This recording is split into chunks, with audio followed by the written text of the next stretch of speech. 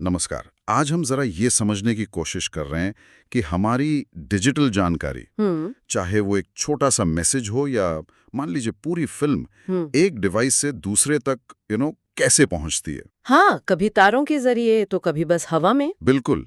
हमारे पास नेटवर्क संचार माध्यमों का परिचय से जुड़े कुछ नोट्स हैं और आज का मिशन है इन तारों और हवा में तैरते सिग्नल्स के पीछे का जो विज्ञान है ना, उसे थोड़ा थोड़ा आसान बनाना। ठीक है।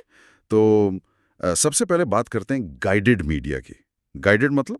गाइडेड मतलब वो रास्ते जहां सिग्नल किसी तार या केबल के मतलब एक फिजिकल रास्ते के सहारे चलता है। अच्छा, जैसे आपने कहा जैसे पानी पाइप में बहता है। हाँ, बिल्कुल वैसा ही। पाइप उसे दिशा देता है, भटकने नहीं देता। और देखिए, इसी वजह से इसे गाइडेड कहते हैं। तो इसका फायदा? फायदा ये कि सिग्नल बाहरी शोर शराबे से मतलब इंटरफेरेंस से काफी हद तक बचा रहता है, तो डेटा ज्यादा सुरक्षित रहता है और तेजी से भी पहुंचता है। ओके। इसमें सबसे आम वाला कौन सा है? वो टेलीफोन वाला तार? हाँ, सबसे आम है ट्विस्टेड पेयर केबल। वही जो पुराने टेलीफोन या ऑफिस के कंप्यूटर नेटवर्क मतलब लैन में दिखती थी। दो पतले तांबे के तार होते हैं एक दूसरे से लिपटे हुए। अच्छा, ये लिपटी क्यों होते हैं? मतलब कोई खास वजह है इसकी? हाँ, ये लिपटना या ट्विस्ट करना ये जरूरी है। इससे क्या होता है कि आसपास के जो दूसरे बिजली के तार या उपकरण है ना, उनसे जो इलेक्ट्रोमैग्नेटिक इंटरफेरेंस आता है ना, वो काफी हद तक कैंसिल हो जाता है। सिग्नल साफ रहता है। समझ गया। फिर आता है कोएक्शियल केबल। ये थोड़ा मोटा होता है। हाँ, वो केबल टीवी वाला। बिल्कुल, केबल टीवी या कुछ इंटरनेट कनेक्शन में इस्तेमाल होता है। इसमें एक मोटा तांबे का तार होता है जिसके चारों ओर एक मेटल की जाली जैसी शील्ड होती है। ये ट्विस्टेड पेयर से भी बेहतर सुरक्षा देता है और स्पीड भी थोड़ी ज्यादा। और फिर वो जिसके बारे में आजकल बहुत सुनते हैं, ऑप्टिकल फाइबर। ये नाम सुनने में कितना हाईटेक लगता है ना? और ये है भी सच में कमाल की चीज है। इसमें डेटा बिजली के सिग्नल की तरह नहीं जाता। तो फिर कैसे? इसमें डेटा रोशनी की किरणों मतलब लाइट पल्सेस के रूप में भेजा जाता है, और वो भी कांच या प्लास्टिक के बहुत ही पतले धागों फाइबर्स के अंदर। ओह, रोशनी की स्पीड से? एग्जैक्टली। रोशनी की गति का मतलब है आप सोचिए अविश्वसनीय स्पीड। और सिग्नल लॉस भी बहुत कम होता है लंबी दूरी पर। इसीलिए तो हाई डेफिनेशन वीडियो स्ट्रीमिंग या एक साथ कई लोगों के वीडियो कॉल बिना अटके चल पाते हैं। तो फिर तो फाइबर ही बेस्ट हुआ। हर जगह ये क्यों नहीं लगा देते? देखिए, बेहतरीन तो है, पर इसे बिछाना और जोड़ना वो काफी महंगा और थोड़ा मुश्किल काम है। और ये नाजुक भी होता है, ध्यान रखना पड़ता है। अच्छा। और सबसे बड़ी बात, ये गाइडेड है, मतलब तार जहां तक जाएगा कनेक्शन वहीं तक मिलेगा। आप अपना लैपटॉप लेकर घर में घूमने लगेंगे तो फाइबर का तार आपके पीछे पीछे थोड़ी आएगा। हाँ हाँ हाँ, ये बात तो है, समझ गया। तो ये तो हुई तारों की बात, गाइडेड मीडिया। लेकिन आजकल तो ज्यादातर चीजें बिना तार के कनेक्ट होती हैं, हवा में।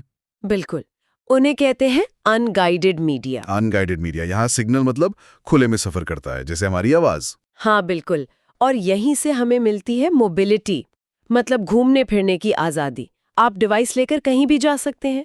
लेकिन इसमें कुछ चुनौतियां भी होंगी। हाँ बिल्कुल, खुली हवा में सिग्नल भेजने का मतलब है कि उसे रुकावटों का सामना करना पड़ता है, जैसे दीवारें या पेड़। और सुरक्षा का भी सवाल है। सिग्नल को कोई भी इंटरसेप्ट करने की मतलब पकड़ने की कोशिश कर सकता है। ओह, तो इसके लिए क्या करते हैं? इसके लिए एन्क्रिप्शन जैसी तकनीकें इस्तेमाल होती हैं जिससे डेटा सुरक्षित रहे। अच्छा, इसमें कौन कौन से टेक्नोलॉजी आती है? जैसे टीवी का रिमोट, वो भी तो वायरलेस है। हाँ बिल्कुल, टीवी का रिमोट इंफ्रारेड यानी IR इस्तेमाल करता है। ये बहुत छोटी दूरी के लिए है और सीधी लाइन में काम करता है, दीवार के पार नहीं जा सकता। ओके। इसी तरह और भी छोटी दूरी के लिए है NFC नियर फील्ड कम्युनिकेशन, जिससे हम वो टैप करके पेमेंट करते हैं ना। हाँ हाँ, कॉन्टैक्टलेस पेमेंट। वही, बस कुछ सेंटीमीटर की रेंज होती है इसकी। ओके। फिर आता है ब्लूटूथ। ब्लूटूथ तो बहुत कॉमन है। Headphone, speaker. हाँ, हेडफोन, स्पीकर, फिटनेस बैंड, आजकल बहुत सारी छोटी डिवाइसेस से जुड़ती हैं। कम बिजली खाता है और करीब 10 से 30 मीटर तक काम कर लेता है। ये सब छोटी दूरी वाले वायरलेस कनेक्शन हो गए। और घर या ऑफिस में इंटरनेट के लिए वो तो वाईफाई है ना? सही कहा, वाईफाई लोकल एरिया नेटवर्क बनाने के लिए सबसे पॉपुलर है। ये रेडियो तरंगों का इस्तेमाल करता है। कितनी दूर तक?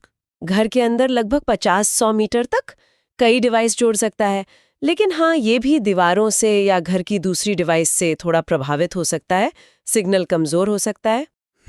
और एक नई चीज आ रही है या आके ये आ चुकी है कुछ हद तक, लाईफाई। लाईफाई, लाइट फिडेलिटी, ये क्या है? हाँ, ये एलईडी बल्ब की रोशनी से डेटा भेजने की कोशिश है। स्पीड जबरदस्त हो सकती है, पर इसे भी सीधी रोशनी चाहिए, मतलब बल्ब और डिवाइस के बीच कुछ आना नहीं चाहिए, और ये भी दीवारों के पार नहीं जा सकता। अभी बहुत शुरुआती स्टेज में है। इंटरेस्टिंग। और लंबी दूरी के लिए, जैसे हमारा मोबाइल फोन या जीपीएस, वो कैसा काम करते हैं? लंबी दूरी के लिए मुख्य रूप से रेडियो तरंगे और माइक्रोवेव्स इस्तेमाल होती हैं।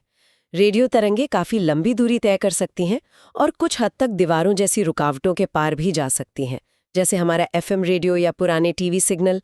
मोबाइल फोन भी इन्हीं का इस्तेमाल करता है, बस अलग अलग फ्रीक्वेंसी बैंड्स पर। और माइक्रोवेव्स? माइक्रोवेव्स ज्यादा डेटा ले जा सकती हैं। इनकी फ्रीक्वेंसी हाई होती है, पर इन्हें सीधी रेखा चाहिए, मतलब लाइन ऑफ साइट। जैसे टॉर्च की रोशनी होती है ना, बीच में कुछ आ गया तो रुक जाएगी। हाँ, बिल्कुल वैसे ही मोबाइल टावर आपस में कनेक्ट करने के लिए या फिर सैटेलाइट से जुड़ने के लिए इनका बहुत इस्तेमाल होता है। अच्छा, सैटेलाइट का जिक्र आया, तो जीपीएस और वो जो दूर दराज के इलाकों में इंटरनेट पहुंचता है, वो भी तो इसी से चलता है। हाँ, सैटेलाइट कम्युनिकेशन ये पूरी दुनिया को कवर कर सकता है। अंतरिक्ष में सैटेलाइट एक तरह से रिले स्टेशन का काम करते हैं, सिग्नल लेते हैं और आगे भेज देते हैं। जबरदस्त। ये जीपीएस के लिए, टीवी ब्रॉडकास्टिंग के लिए और उन जगहों पर इंटरनेट पहुंचाने के लिए बहुत जरूरी है जहां तार बिछाना मुमकिन ही नहीं है, जैसे पहाड़ या रेगिस्तान। लेकिन हाँ, ये सिस्टम काफी महंगा है। सिग्नल को ऊपर जाने और नीचे आने में थोड़ा समय लगता है, जिसे डिले कहते हैं, और कभी-कभी खराब मौसम से भी सिग्नल पर असर पड़ सकता है। तो अगर हम संक्षेप में कहें तो गाइडेड मतलब तार वाले ज्यादातर तेज होते हैं, ज्यादा सुरक्षित भी, पर महंगे हैं और फिक्स्ड हैं, आप हिल नहीं सकते। तो दोस्तों, उम्मीद है ये पॉडकास्ट आप सभी को मतलब समझ में आया हवा वाले होगा। घूमने की आजादी अपनी है, राय और प्रतिक्रियाएं लगाना यहाँ आसान हो कमेंट सकता के है, माध्यम से आप लिख पर सकते हैं। स्पीड और सुरक्षा अगले में विषय थोड़ा तक उतार चढ़ाव आ लेता हूँ सकता विदा। है और रुकावटें भी जय होती हैं। हिंद। बिल्कुल सही कहा आपने। और देखिए, कोई एक तरीका हमेशा बेस्ट नहीं होता। हमारी जरूरत क्या है उस पर निर्भर करता है कि कौन सा माध्यम सही रहेगा। हाँ, ये तो है। जैसे एक ऑफिस में शायद स्पीड और सिक्योरिटी ज्यादा जरूरी है, तो वहाँ फाइबर और लैन केबल ज्यादा काम आएंगे। लेकिन घर में हमें घूमने फिरने की आजादी चाहिए, तो वाईफाई और ब्लूटूथ बेहतर हैं। अक्सर ये दोनों तरह के माध्यम मिलकर ही काम करते हैं। सही बात है। मतलब हमारी ये जो कनेक्टेड दुनिया है, वो इन दोनों के मिले जुले इस्तेमाल से ही चल रही है। एग्जैक्टली। और तकनीक तो देखिए लगातार बदल रही है। 5G आ गया, 6G की बातें हो रही हैं, लाईफाई जैसा कुछ नया आ रहा है।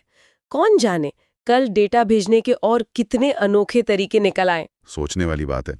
तो जाते जाते एक सवाल हम अपने सुनने वालों के लिए छोड़ जाते हैं। जरूर। क्या आपको लगता है कि कभी ऐसा होगा कि ये सारे तार, ये केबल्स गायब हो जाएंगे और हमारा सारा का सारा कम्युनिकेशन, सारा डेटा ट्रांसफर बस हवा या रोशनी के जरिए ही होगा?